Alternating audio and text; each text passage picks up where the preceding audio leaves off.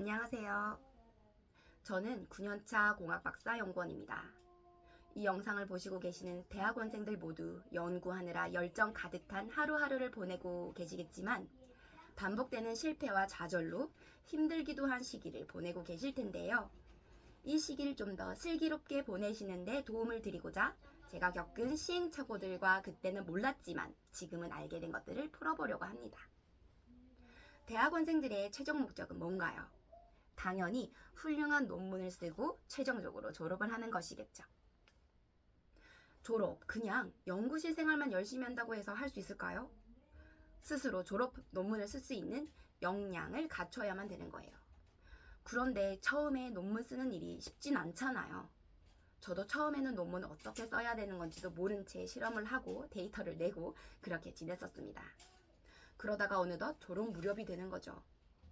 시기가 닥쳐서 조급하게 논문을 작성하려다가 보니 어떻게 작성해야 할지도 여전히 잘 모르는 그런 상태에서 책상 앞에 앉게 되는 상황이 옵니다. 그러지 않기 위해서는 미리 논문 쓸 워밍업을 스스로 하고 있어야 해요. 자, 논문 쓸 워밍업 어떻게 하면 좋을까요? 당연하지만 중요한 두 가지 오늘 한번 짚고 넘어갈게요. 첫 번째, 명확한 연구 목적과 구조화된 연구 계획입니다. 대학원생 여러분들은 이미 연구 분야를 알고 지도 교수님을 선택했을 것이고 세부적인 연구 내용도 연구실에서 진행하고 있는 과제를 맡게 될 확률이 높습니다.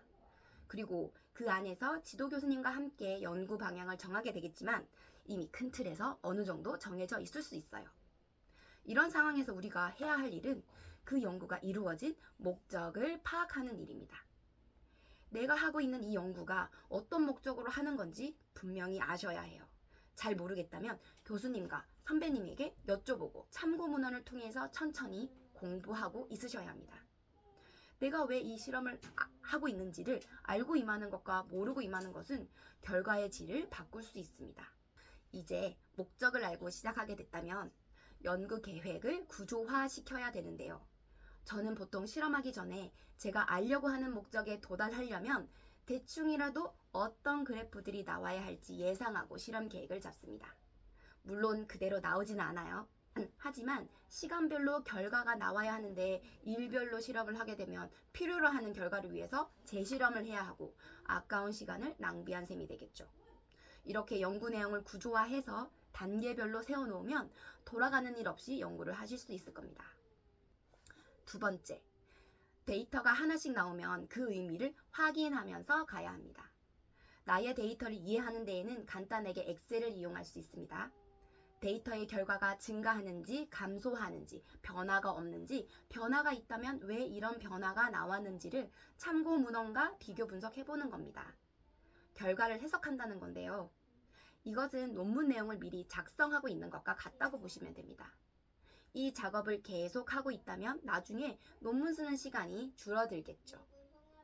나의 데이터를 문헌과 비교하고 데이터의 의미를 고민해보는 이 단계에서 더 좋은 실험 방법이 떠오르기도 합니다.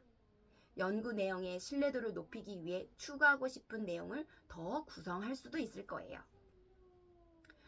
대학원에 입학하고 이 두 가지를 일찍 시작하시면 졸업할 때까지 서두름 없이 충분한 시간을 갖고 역량을 갖추실 수 있을 겁니다.